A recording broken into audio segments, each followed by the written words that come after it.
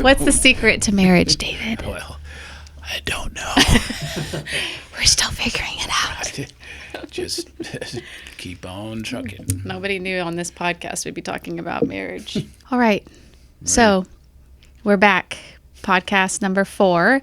And today we have our CTE director for Luling ISD, David Smith, on. And excited about this one. I think this one for me has been the most anticipated because lately we've been super involved with workforce development and the CTE advisory committee that I chair. And there's a lot of things that are percolating and that are moving. And I'm excited to talk about them today with David here and present. And so, but first off, I want to talk about who David Smith is. For the people that don't know you, how long have you been here in the community and all of that? So who are you, David Smith? Well, let me tell you. I am David Smith. The David Smith. Yeah, the real and one and only David Smith. Here. And present. And I've been in Luling. I'm a transplant, been here for 12 years. Nicole and I, my wife, who is the newsboy. The newsboy. We came and we were both involved in education, and I was CTE director here. I was hired to be that. Nicole was hired to be here as a superintendent, a deputy superintendent, and she has since retired, and as you know, she runs Newsboy. And we are now in our 12th year, going on 13. And I'm a frustrated farmer. I went to high school and knew I was going to be a part of FFA and spent all 4 years, and went off to college at Tarleton State, did the same thing. Agriculture was my thing, and I was going to graduate and be an ag teacher. And then they told me how much I was going to make, and I was already making that, working part-time for a landscaping company, and I thought, I don't need to be a teacher. So I leveled up some courses and got a horticulture specialization at Tarleton, and Nice. then graduated and went into landscape design and irrigation specialist, and did that for a couple of years, and life happened and things changed, and I ended up in the oil field and spent 8 years in Midland, Odessa, and was at a gas plant operation, and then 8 years there, and then ended up back in education, and now I'm going to be teaching special ed, and I went through the alternative certification program got my special ed certification, and then that led to a lot of other things. So ultimately, we did some teaching in Marble Falls, Atlanta, Okay. Marble Falls, and Seminole for a year, and then ended up here in Luling. And it's been the best 12 years of the 38 years I've been in education. Luling as a community has just really grown on me.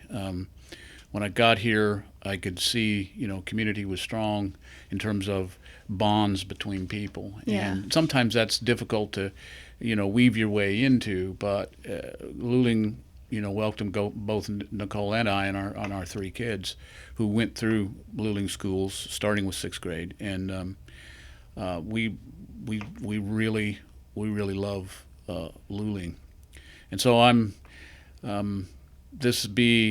been teaching engineering and construction at the high school, and at the same time I'm the CTE director. So I'm taking care of my own programs, and then I'm trying to watch over and grow the other programs that we have here at Luling High School. And I'm excited about the things, as you mentioned, having you as our chairperson for our EDC, mover and shaker, and then the people on the committee are, the movers and shakers themselves. And I think we're going to be able to make big movements towards the best we can do for our kids. And so I'm really excited about how that happens. And we've got a lot of other things beginning to take place at the high school that we've been working on for a couple of years, and now they're starting to come to fruition. And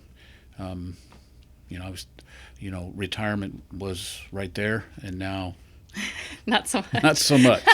So, I'm like, David, you stay for a minute. That's right. We're starting to move. So I'm I don't think there's, I'm really excited about the work, and I want to be a part of it as much as I can, and see these good things happen for our students, because that's what it's all about. Yeah, and that's something that I'm continuing to learn as well. as a director of EDC and what all that entails, but also too how important the school is, and it plays a part in workforce development and through CTE programs, connecting students with the schools and then the programs that set them up for that success to be able to come back into the hometown and be able to work. Which I know in a little bit later in the podcast we'll discuss even, talks about Crossbow and Texas State Technical College, which was a really great conversation that we had with Christy and her group. And so, but we'll touch on that a little bit later. And so you've been in education, you said, for 38 years. And this is my 38th, yes. Oh my gosh. Yeah. Did you just have an anniversary? We did. Do you do those anymore? not for what we do for our living, but Yeah.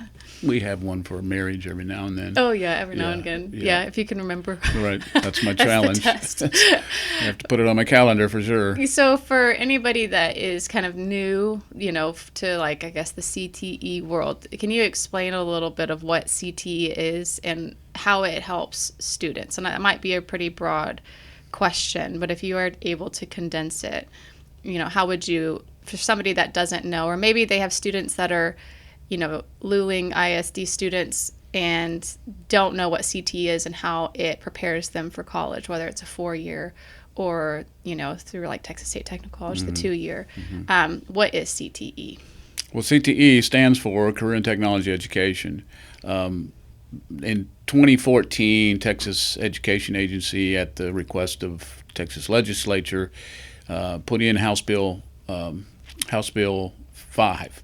And they wanted to bring back what was, for most everybody else in the world, would have recognized would be vocational education. Okay. Back in the 70s, 80s, and 90s, there was a lot of career-focused courses in school, but they were standalone courses, and kids could take them or they didn't have to take. It was, it's up to them. But it did help them with some skills that were prevalent at the time, mostly in manufacturing and repetitive work in manufacturing. So now in 2014, legislature said we want that back, because in the 80s everybody said you got to go to college, and that was the focus for high schools. And then they saw that they needed to get back to some skills because the economy was changing. So they brought in what now is then called CTE, which was it's not a vocational program anymore, because the work that you do in the industries today is not repetitive necessarily. You got to have some pretty strong skill foundations in some specific areas, and that's what they wanted to bring to the challenge of high schools. Is now, how do you do it? And we've been at Luling and other schools, we've been putting in sequences of courses rather than just one or two.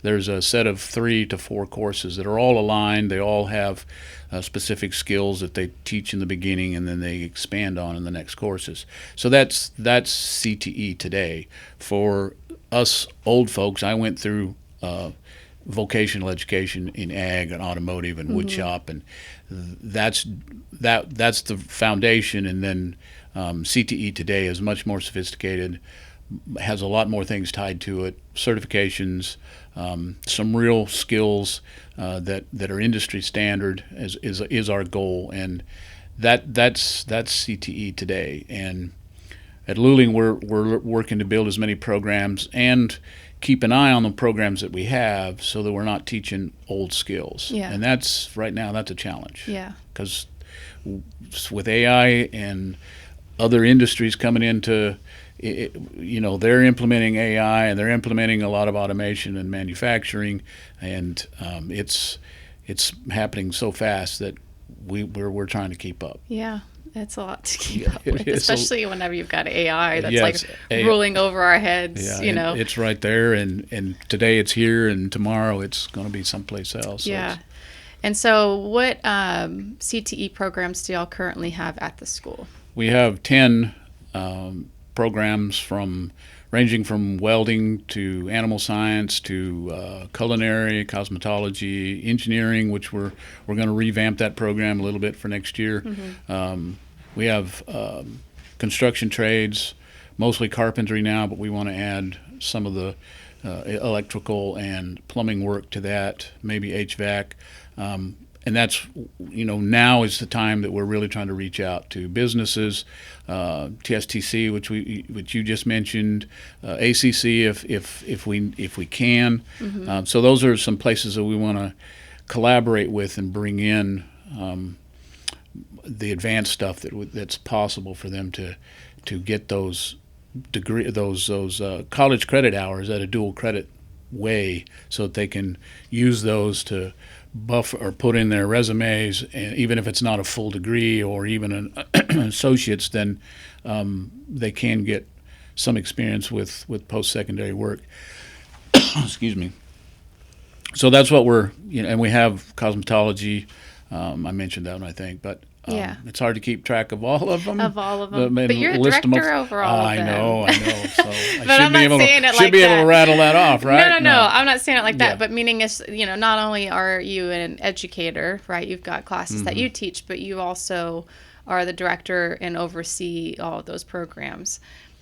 Which that's a lot on your plate in order to keep up with all of that. But one of the things too that I really like about CTE courses is that it's one thing to go to school and to learn, but it's something that you can get while you're in school, a certification or something that sets you up to apply it in the future, or whenever you're getting connected with a technical college. Like, you go right in with the certification, hands-on training, hands-on education that then opens the door for you to have a job pretty much before you even graduate. Right. And of course, I know students, sometimes they're like, 4-year college. Like for me, growing up in the 2000s, all you heard was you have to get a degree, you have to go to a 4-year college.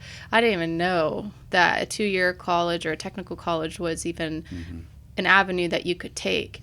And I admire it all the much more because, not only does CTE set up students with those, accreditations, but it is a quicker and faster way to get into the workforce, or even just a specific what do you call it? Not tool, but what is it called? Like a specific applied knowledge that then you can take into the workforce. For me, I have a poli-sci degree with a religious minor. That doesn't really open up too many doors. Well, you're here, though. Well, I mean, I guess so. But this has been over time, it wasn't until I got a certification in being a paralegal that opened a door for me to get into the legal field. Right. And so, to that point, certifications and those kind of accreditations help open up that door. Right, and that's exactly. That's a really good point, because that's what we try to tell our students, that this may not be what you do when you get out, but it might be something that you do enter into for a year or two, and the skills that you learn from high school to earn the certification, and then the work you do within that certification just opens up another set of doors. But what we found is that students kind of cluster into 3 groups: is those who like to deal with abstracts, research, science, and that sort of thing. They're one cluster of kids, and then we have the other that just have a real innate desire to help people. Yeah. So those are our nurses, our teachers, our our event planners, those kinds of things. And then we have those that just like to tinker, like to take stuff apart, put it back together, see how things are built, and so we've built some academies that kind of put those type skill clusters together. And we want to serve those kind of a school within a school, and do special things for that particular academy, and with the other 2 as well, and really start to, focus ourselves on what students need with what we can see that they have that innate desire, even though they may not recognize it, and help them see that these are the skills that are going to guide you for life. Right. I went into high school, I wanted to be a farmer, but what I really wanted was just to work with my hands. And throughout my whole career, which went from landscaping to oil field to education, look what I'm teaching. I'm teaching engineering and construction. It's still the stuff with my hands, and that's just kind of who I am. So we try to help students identify that, and then line them up with what we have as best we can that will match those interests and skills, and then create this seamless transition from freshman course all the way through to what's now going to be a 4th course in their sequence as a career prep. And then we want them to connect with whomever at whatever junior college we can get, and the Tesla situation that's come up, that's a great model, and we want to see if we can build that with other businesses locally or wherever we can. But that puts a 7-week or 9-week program in front of them. That's doable, right? And we can start that process in their 4th year at high school, and then they graduate in May and June. Yeah.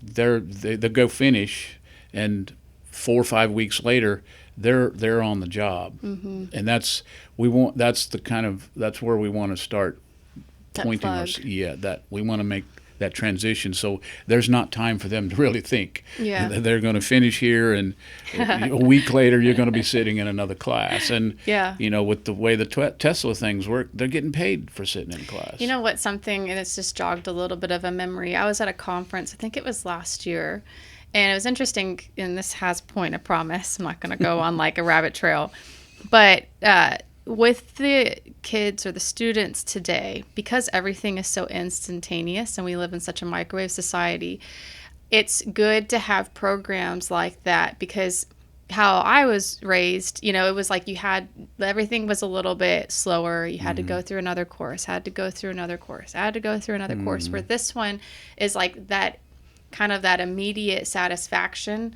is what's needed to keep kids interested today, because they grew up in an era of technology where everything is at their fingertips. And it was interesting because the conference talked about the different, like, boomers, Gen Z, millennials, and just these different generations and what they've grown up with, and with the era of technology that we're in. With these students right now that are 18 and younger, I'll say 21 and younger, everything is so immediate. And so it's keeping them on that track. And that means that even employers have to be kind of innovative in a way to keep everybody interested. And that sounds kind of silly, but that is the world that we live in today. And so the Tesla program, for anybody that doesn't know, our EDC partnered with the Boys and Girls Club of South Central Texas for the Tesla Career Pathway program. So students 18 to 21, or I'll say young adults 18 to 21 that are Luling residents, were able to apply and enroll. And if they were accepted into the Tesla program, then they get a 7 to 9 week training and are paid on the job. And then afterwards, once they finish the training program, then they have an in and to have a role at Tesla, and that's amazing to have, and has been a great, Boys and Girls Club have been a great partner to work with throughout that, and it's been amazing to see even some of David's students also go through that program.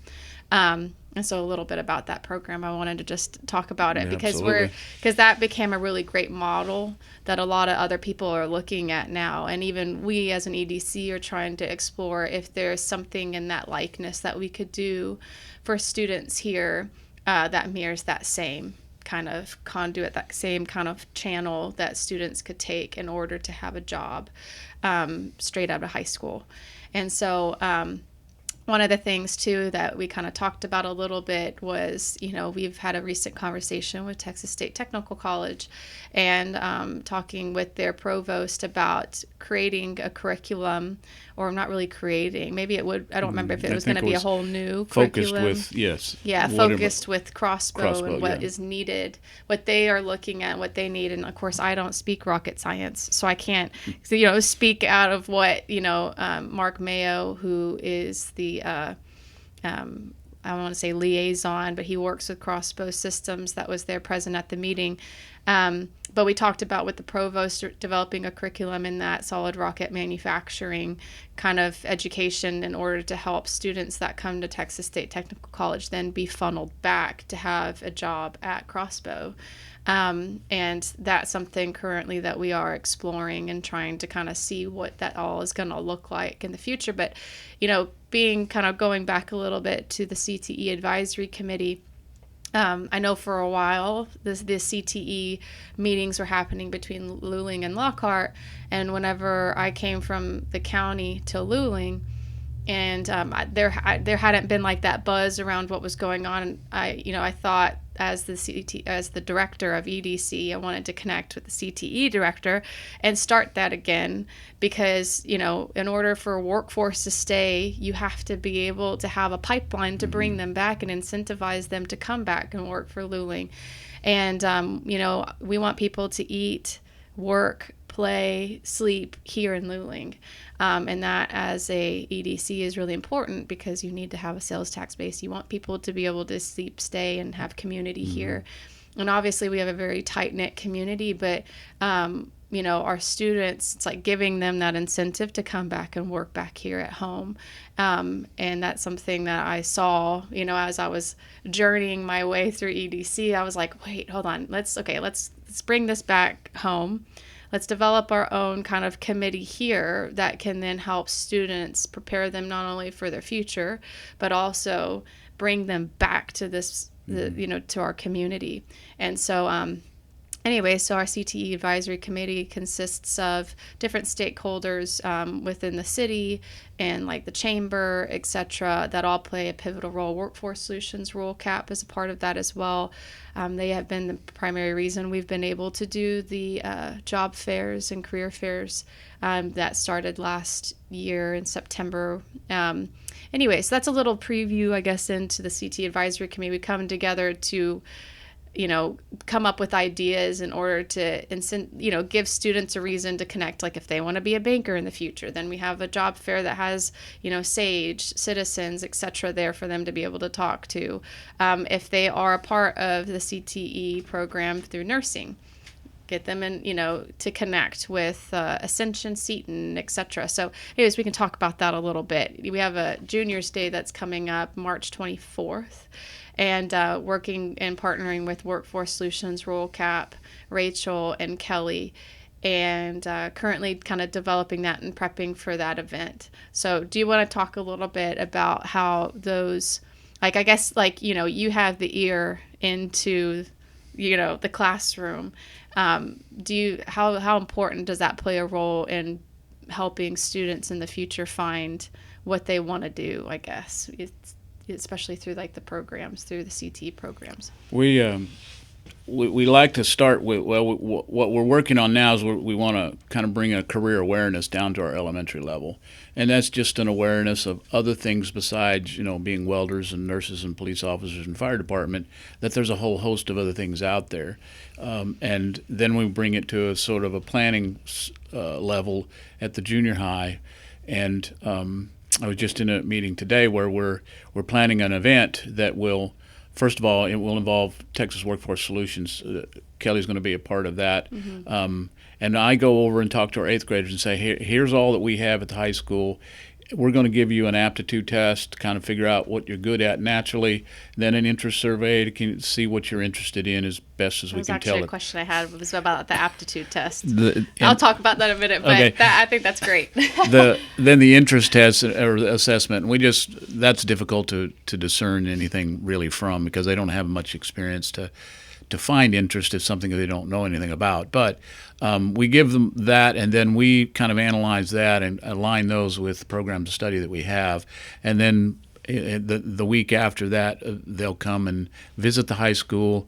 We'll set up all of our programs of study with displays and such, and that's when Kelly's going to be there with Workforce Solutions and have a plethora of things that students can see about the workforce and data, and for parents who want to know, which jobs are going to be. I was talking to a vendor yesterday, and they're developing a new career explorations curriculum, and within the curriculum, they're using AI as a form of interview skills. Oh, interesting. So an AI, whatever you call them, agent, is going to ask him questions about that would be similar to something see in an interview, and then the student's going to make a response vocally, and then they're going to critique. The bot's going to critique it as to this was good about what you said, and this is good about what you said. That's crazy. Yeah. So AI is working its way in very quickly into new curriculums. It's almost daily I get emails saying we got this new curriculum.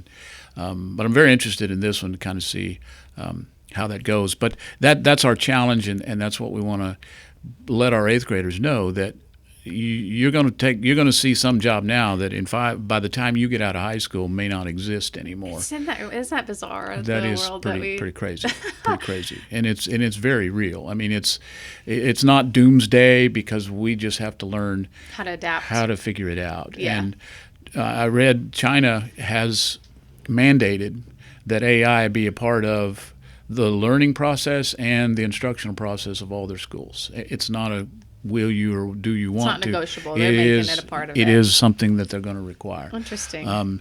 So we can't put our heads in the sand and say AI will just ignore it and maybe we can't. So no, I mean it takes education, learning. But I mean any conference or sales work. I mean anything that I'm involved with when it comes to like even EDC or going to conferences or talking, AI is a topic because it's our here and now. It's a reality, and if you don't learn about it, if you don't get ahead of it, if you can, then you're going to be lost in it. Right. And so I think it's interesting how they are implementing that, and to even think about a bot critiquing an interview process. Yeah, well, it makes perfect sense. I mean, you go to them for counseling. I guess you could go to them for, can you help me with my interview skills, and play the boss and all. Yeah, be an interview. I mean, so I think it's very. And it's an immediate solution where you don't have to like set up like, okay, can I talk about this with somebody? Now it's like, all right, ChatGPT, I needed help with an interview. Can you help me with some talking points? It already writes millions of resumes, I'm sure. That's true. It's so crazy. I think we just have to, we have to adapt and figure out how we can best use it and not, run away from it and, try to figure out how to keep students from using it. We just have to develop our, how we instruct to make it expect that it's going to be there, but not make it the only solution. That students have to think, they have to come up with something. Maybe they use ChatGPT to get there, but then the final product is how they used it. Yeah. So because that's the way industry is going to be using it, and that's the way we're going to be. We're just on the edge, and we're learning to swim. So I know it's insane just to think about the times that we're living in. Yeah, it's something. But I'm excited about the 8th grade thing that's coming up. We do it every year. This year it'll have more participants because of Texas workforce. What's the date for that one again? That's been set now for the 30th. It's different from the CTE event that we've been talking about. Right. We haven't. That's on May 9th. Yeah, and that'll be in the Civic Center. Yeah. So that'll just be an additional piece for 8th graders, but the whole community to come out. Yeah. So it'll be a showcase for the community on the things that we're doing in our CTE classrooms for everybody to see. So May 9th is that date for everybody to come out. It's a community event for everybody to come out. Yeah, and it'll be in the Civic Center, and all of our programs will be there with whatever it is that they're. So note that on your calendars. Yes, absolutely, and there will be more to come. Yes, that's kind of a thing that we're really trying to do. Is we need to market what we do better. Yeah. We're a closet, so to speak, and we got stuff. Community. Yeah, we got stuff hanging on the closet door, but that's as far as it goes, and we really do want to let the community know what's going on that has been going on a while at the high school in terms of CTE. Luling High School is a great place to learn. We have worked really hard. Administration has been very supportive, both in just go ahead and do it, but we'll see what we can do for cash to support it, and the teachers, the CTE teachers. Our success that we've had in developing 10 programs, we used to have 12, is all because teachers are willing to teach more than one subject within a day, and I don't think that I don't let it go unnoticed because I'm kind of doing the same thing, and I know the challenges with that, and it's a testament to those teachers who are all the teachers, but in particular our CTE teachers who are willing to go to that extra mile to plan for. Some of them have six different preps, so it's and a couple more than that. But I'm looking forward to our new career prep class that we're going to start next year. I think that's going to be a way that we can sort of funnel some really talented students into to finishing the academy and on their way to TSTC if we can build those programs. Yeah. And then, but it also may take a little bit of the load off of teachers. Yeah. In terms so that we can let the community sort of help us with these fourth level kids who are proving that they really do want to pursue things, and then it just sets up a relationship opportunity with them to say, well, you're done with this, come go to work for me. And that could be locally with our tradespeople, oil field, whatever it may be. That's part of the goal of that prep class, is to make those connections for students, that they get to know who's needing help in the community, who has jobs, what kind of jobs they are, and make network, which is the name of the game. Yeah. So we really want the prep class to be a little bit different. Well, too, one of the things I was thinking of as you were talking is whenever it comes to people looking at when people are moving, one of the things, especially as whether it's a new couple or they have kids already in the family, they look at the school. Absolutely. And if you have a good quality school, then that gives them incentive to be able to come and be a part and plug into that community. And so it's really great to see how the school's curriculum and what y'all are doing with CTE is really building and strengthening the school, because y'all are developing those pathways for students. So that's been really neat to be able to see that it's almost like, Luling's on the precipice of that growth and that change, but you also can see that as you peer into the school, you can also start to see that starting to blossom as well, which is pretty neat. To be able to witness, and to, kind of as in tandem be a part of, is to help, absolutely, to help with that. And so, even just being able to talk with Christy and her staff at Texas State Technical College and kind of just plug in and then be like, all right, let's see what happens. Exactly. I'm hoping to see something bloom from that.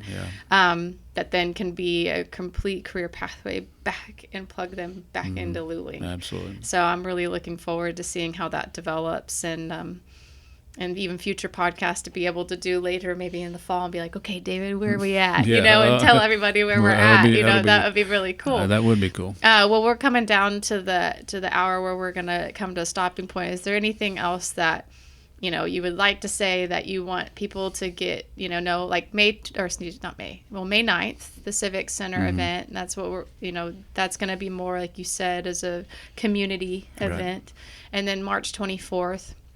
Prairie Lee ISD and Luling ISD are going to come together for a Junior's Day and help students with soft skills training, resume building. There's going to be 4 different stations. So not only is it going to help CTE students plug in to the different fields that they're interested in, but it's also going to help them prep for college, essentially, or their technical college, which is pretty neat, pretty cool. And that's also when we partner with Workforce Solutions Rural Cap with Kelly and Rachel. So they play a huge and pivotal role in helping bring that along. Yep. So we're really grateful for their support and their partnership through all this, as we plan it. But is there anything else that you'd like to say as we come to a close? I just want to, reiterate how much Nicole and I have really appreciated Luling, and this is home, despite having been other places. This is home, and we really do enjoy it here. The people here are so supportive, and I just want to encourage parents to discuss with your children about what the high school has to offer. Think about the fact that college doesn't have to be the only answer.